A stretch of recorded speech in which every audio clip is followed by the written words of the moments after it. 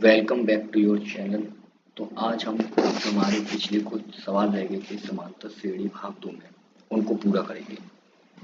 हम लोग under root वाले तक सवाल तक पहुंच चुके थे। तो आज हमारा सवाल होगा छठवां,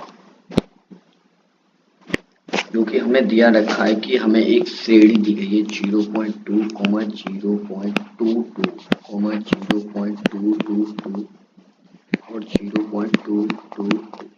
हमसे पूछा है बताइए क्या ये एक एपी है। तो हम वही पुराना तरीका, पहले हम लिखेंगे इसका A1 0.2, A2 0.22, A3 लिखेंगे हम इसका 0.22, A4 आएगा हमारा 0.222। अब हम इसमें से वही हम पहले अगर सर्वांतर देखेंगे, अगर हमारा सर्वांतर A2 माइनस A1 बराबर आता है A3 माइनस A2 के, और वो बराबर होना चाहिए A4 माइनस A3 के, तो हम कह सकते हैं कि हाँ ये एक समांतर श्रेणी होगी। चलिए चेक करते हैं। A2 हमारा 0.22 माइनस 0.2, ये आएगा 0.20। अब इसमें से सब्सट्रैक्ट करते हैं 0.222 माइनस 0.22। हमने पढ़ा है डेसिमल इक्वलाइजेशन में, हम इसमें पीछे के गुणक से 0 लगा सकते हैं। फिर हमारा ये जब हम इसमें से घटाएंगे हमें मिलेगा 0.200, जो कि इसके इक्वल नहीं है। अब हम कह सकते हैं यह समांतर श्रेणी नहीं है, ये समांतर श्रेणी नहीं है। अब इसके बाद हमारा एक अगला सवाल, जो कि हम यही समांतर श्रेणी के ऊपर हम करेंगे। इसके लिए हम लोग एक स्पेस बना लेते हैं अपने लिए। अब हम करेंगे एक नया सवाल। अब एक सवाल हमारे पास ये भी है, जिसमें हमें दिया है कि एक श्रेणी है माइनस के 1/2, ये है माइनस के 1/2, माइनस के 1/2, माइनस के 1/2, माइनस 1/2 ऐसे। अगर हम कहें तो इसमें ए बराबर या A1 बराबर माइनस का 1/2 है, और डी बराबर अगर हम इसमें हम देखें तो हमें सारे पद एक से दिख रहे हैं, यानी कि इसमें हमारा जो सर्वांतर होगा वो 0 होगा। इस प्रकार की श्रेणी को हम समांतर श्रेणी भी कह भी सकते हैं और नहीं भी, क्योंकि यहाँ पर जो हमारा डी है वो 0 है। अगर हम डी को इक्वलाइजेशन में देखेंगे, डी हर जगह बराबर है, तो ये समांतर श्रेणी होगी, वरना ये सभी एक श्रेणी का निर्माण कर रहे होंगे। इसके बाद हम अगले पर चलते हैं। हमें एक क्वेश्चन दिया है अलग, 1 3 9 27 ... अब ये एक श्रेणी है हमारे पास। यहाँ पे A1 बराबर है 1, A2 बराबर है 3 और A3 बराबर है 9 और A4 बराबर है 27। हम बात सिर्फ समांतर श्रेणी की कर रहे हैं, तो वही ये वाला तरीका जो हम अपनाएंगे यहाँ से, ये वाला कि ये आपस में कैसे होनी चाहिए, इक्वल होनी चाहिए। तो हम देखते हैं कि D बराबर A2 माइनस A1, यानी कि 3 माइनस 1 बराबर है 2, और ये है आपका A, यहाँ से भी हम D ही लेते हैं। D बराबर होगा हमारा A3 माइनस A2, यानी कि 9 माइनस 3 इक्वल 6। जब ये दोनों ही बराबर नहीं है तो आगे चेक करने की हमें कोई ज़रूरत नहीं है।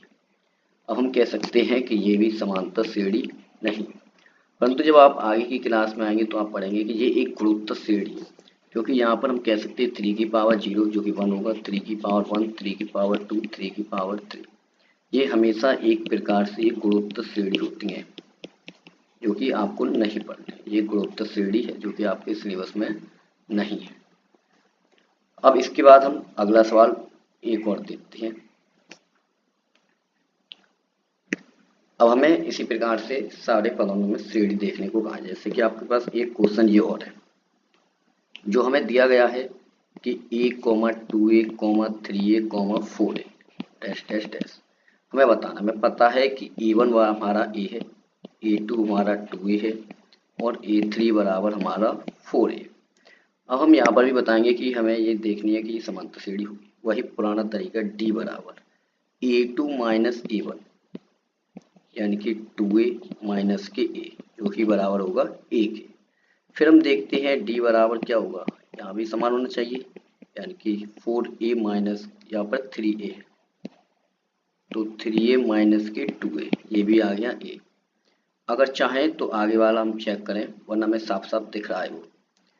परंतु हम कर ही लेते हैं टी बराबर A4 माइनस A3, यानी कि 4A माइनस के 3A, ये भी आ गया ये, यानी कि ये तीनों कैसे हैं, इक्वल है, अतः यह समांतर श्रेणी होगी, ये समांतर श्रेणी है।